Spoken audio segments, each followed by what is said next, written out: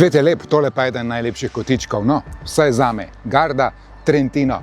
Miks med gorami ter morjem. Ampak tole ni morje, tole je največje italijansko jezero, Gardsko jezero, dolgo kar 52 km. Garda Trentino pa je ta regija na skrajnem severnem delu jezera. Tole sem že 13. Prvič sem leta 2016 zaradi motokrosa, no, tudi ta konec tedna sem prišel, primarno zaradi dirke MXGP, tole v bližnji Pietra Morati. Ponovadi skočim še na kakšen hribček, letos bo najbrž samo kakšen krajši sprehod, tudi vremenska napoved ni najlepša.